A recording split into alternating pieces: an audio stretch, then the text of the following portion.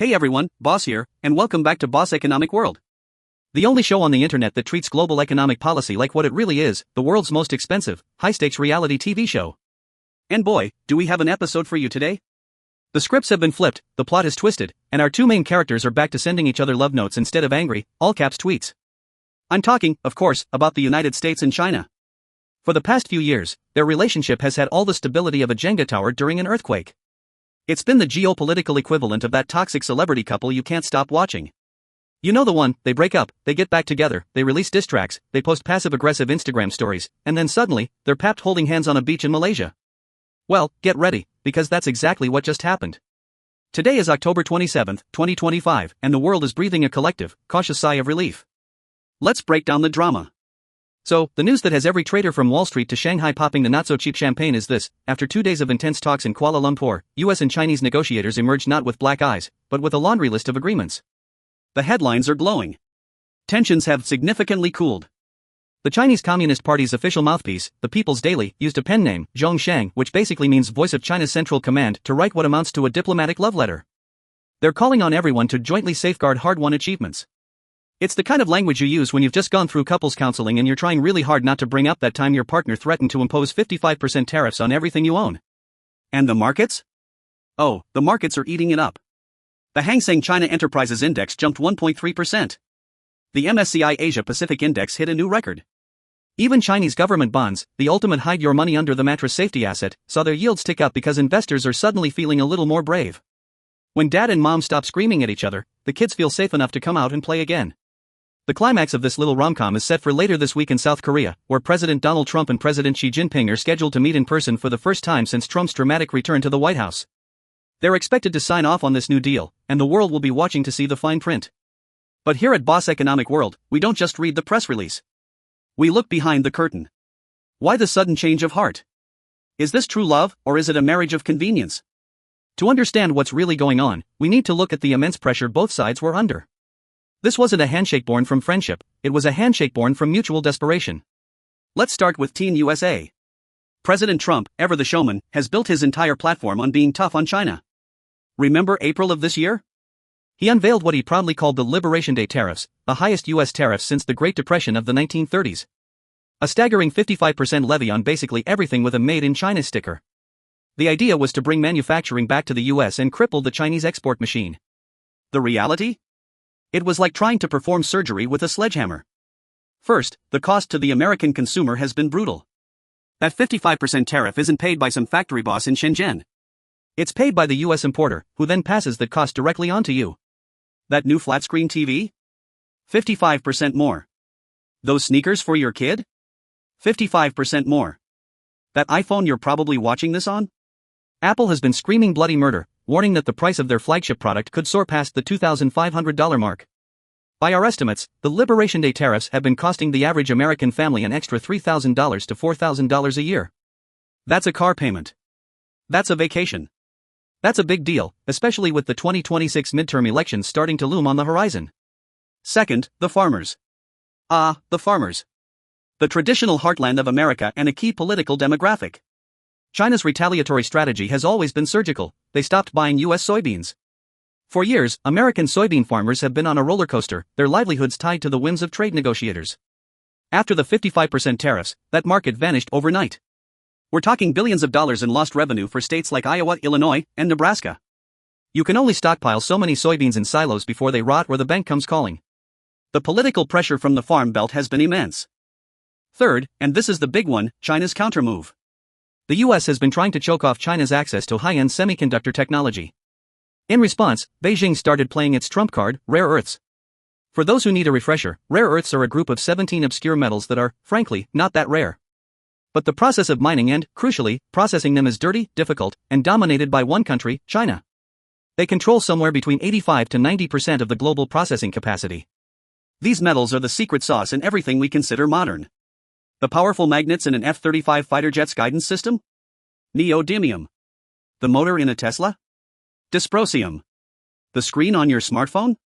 Yttrium and europium. Beijing's threat, which sent shockwaves through global industry, was to assert control over any global shipment containing even a trace of certain rare metals originating from China. This was their economic, nuclear option. It meant a defense contractor in Virginia might not be able to get parts for a missile. It meant a car factory in Michigan might have to halt its EV production line. It even infuriated Europe and Japan, who are just as dependent on these supply chains. The Trump administration, led on this front by Treasury Secretary Scott Bessent, realized they had pushed China into a corner, and China was about to press the big red button that could grind major sectors of the US economy to a halt. So you have angry consumers, desperate farmers, and panicked defense and tech industries. Suddenly, a truce doesn't look like a concession, it looks like a political and economic necessity. Now, let's flip the coin. Don't think for a second that China came to the table out of the goodness of their hearts. Beijing is dealing with a minefield of domestic problems that make the US situation look like a walk in the park. For decades, China's economic miracle was built on two pillars, a booming property market and a world-beating export machine. Both are now cracking. First, the property crisis. This isn't just a slowdown, it's a multi-year crash that makes the 2008 US subprime crisis look quaint. The Evergrande echo continues to reverberate. Millions of Chinese families poured their life savings, often combining the resources of parents and both sets of grandparents, the so-called six wallets, into apartments that were never finished. The landscape is littered with ghost cities and half-built concrete shells. This has not only wiped out a huge chunk of household wealth but has also shattered the consumer confidence that Beijing desperately needs to fuel its economy. Second, the job market. This is the CCP's biggest nightmare. While the official numbers on industrial profits might look okay on paper, the reality on the ground, especially for young people, is grim. Youth unemployment has been a festering wound. The official rate hovers around 15%, but whispers from inside the country suggest the real figure for urban graduates could be closer to 25% or even 30%. This has led to social phenomena like Tangping and Bailan, where disillusioned young people are simply giving up on the rat race. An economy cannot function, and a society cannot remain stable, with a quarter of its youth unemployed and demoralized. Finally, the export engine is sputtering. That 55% US tariff, combined with a general slowdown in global demand, has been a body blow to the factories in China's coastal provinces. While the People's Daily can talk a big game about decoupling being impossible, the truth is that a significant portion of the Chinese economy is still heavily reliant on selling things to America. When your biggest customer suddenly says they're taking their business elsewhere, it hurts. Badly. So, for President Xi and Vice Premier He Lifeng, this truce is a godsend. It's a temporary painkiller. As the analysts at Bloomberg Economics noted, it buys them time to focus on supporting the domestic economy and enhancing its tax efficiency. This isn't about surrendering, it's about getting a moment of breathing room to fix the leaky pipes at home and accelerate their long-term plan to become technologically independent.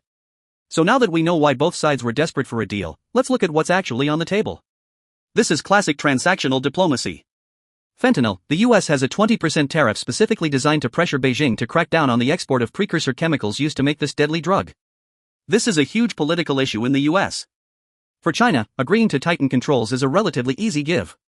It costs them little, helps their international image, and in return, they might get that punitive 20% tariff lifted. It's a classic low-hanging fruit, a win-win that both leaders can brag about back home. Rare earths, this is the centerpiece of the negotiation. According to Secretary Bessent, the deal likely involves China agreeing to delay its draconian export restrictions for a year. Notice the word, delay, not cancel. This is China taking its finger off the trigger but keeping the gun aimed squarely at the US economy. They're giving the US and its allies a year to re-examine their dependence. It's a temporary reprieve, not a permanent solution. For China, it's a brilliant move. They get credit for de-escalating while retaining their most powerful piece of economic leverage for future use. Soybeans and shipping fees, these are the visible, tangible parts of the deal. Expect China to announce massive purchases of US soybeans, giving Trump a concrete victory to show the farmers in Iowa. In return, Washington will likely back off its plans for punitive shipping fees on Chinese vessels, which would have been another blow to global trade. It's a simple quid pro quo: you buy our beans, we won't tax your boats.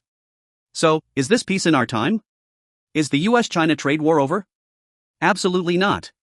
And anyone who tells you otherwise is selling you something. As Ting Lu, the sharp chief China economist at Nomura, put it, we are simply learning to embrace the new normal of tension, escalation, and truce. This isn't the end of the superpower rivalry, it's just the end of the latest round. Think of it like a boxing match. The bell just rang. Both fighters are heading back to their corners, bruised and exhausted.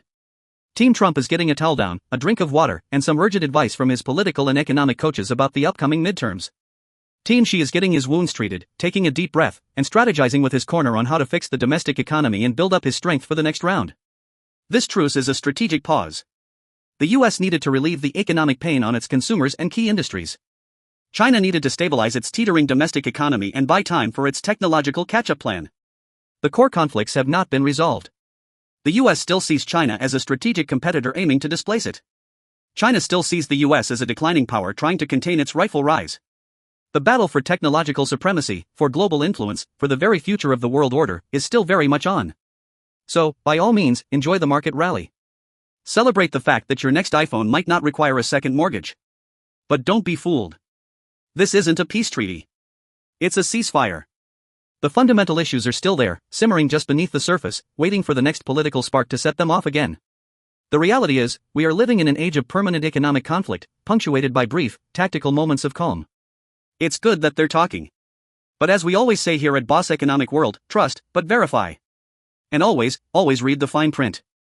That's all the time we have for today. Stay cynical, stay smart. I'll see you next time.